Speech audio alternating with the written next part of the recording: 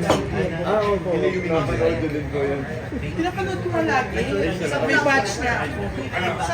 May badge ka sa Facebook? Oh, Aljon, so, wow, congratulations. It's gonna be a new chapter in your career. What do you feel your trajectory is going to be like? Anong gusto mong puntahan? Anong goals mo ngayon? Ah,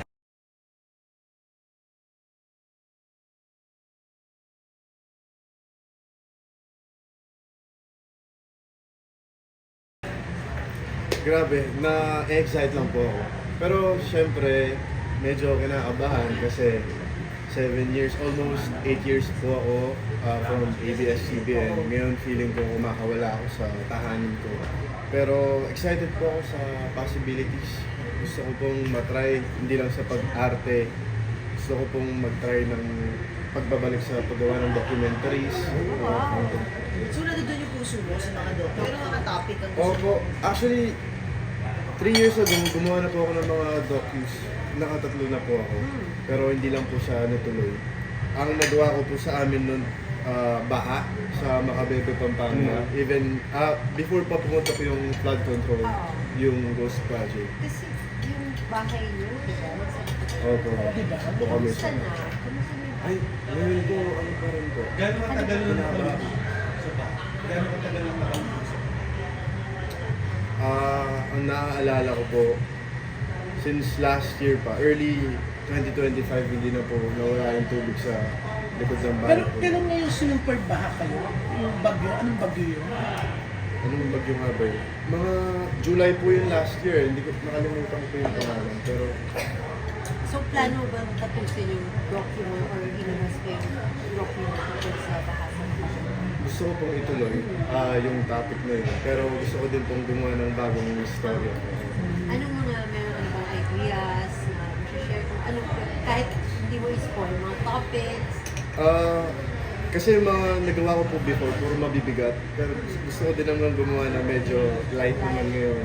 Such as? Explore ko po. Mga kabayo? Mga dili kasi sa Pampanga or mga Ah, tradition, okay. culture, mga ganun. Usually, Aljon, di ba? Parang yung mga celebrity or actors, talagang focus sila sa yung honing their craft. Pero ikaw, what made you want to do storytelling this way?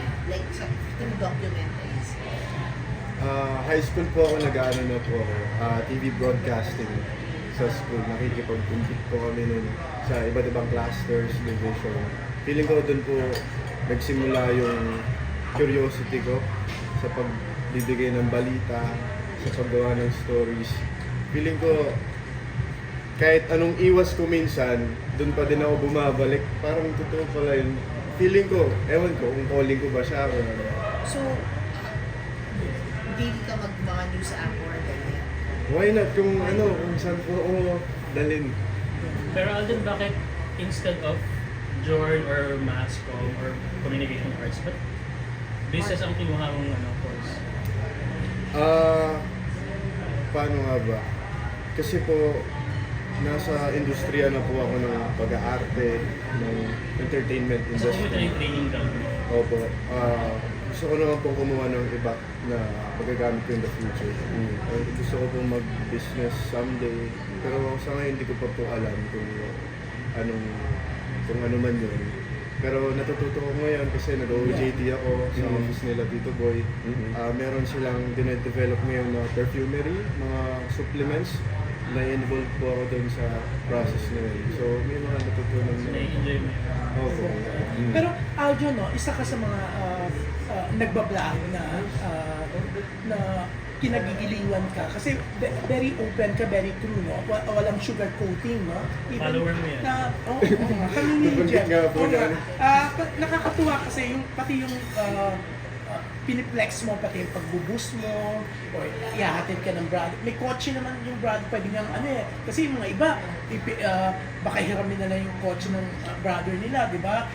Kasi artista, syempre, sabihin, hindi ka magbuboost, pero ikaw, nagkukumute ka, ihatid ka, minsan hanggang Bulacan, tapos magbuboost ka pa rin, di ba? Papunta sa condo mo dito sa Metro Manila, di ba? Yun nga, ikaw very very open ka about your life.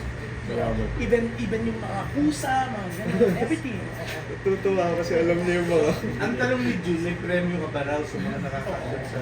Kaya, hindi, May hindi. badge nga po daw siya sa Facebook. Pero yun nga, maraming natutuwa. What can you say about it? Kasi yun nga, walang sugar coating ka daw. Siyempre natutuwa po ako. Hindi ko naman po inasahan na may magpa-follow sa akin sa ganung content.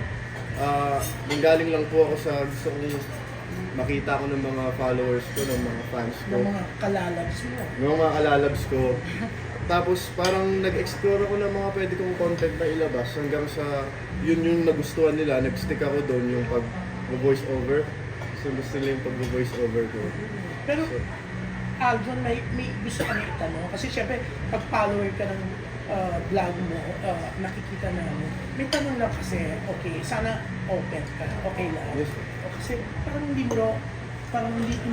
mo masyadong kamukha ang dad and mom mo. Ay, talaga ka ba po? raw?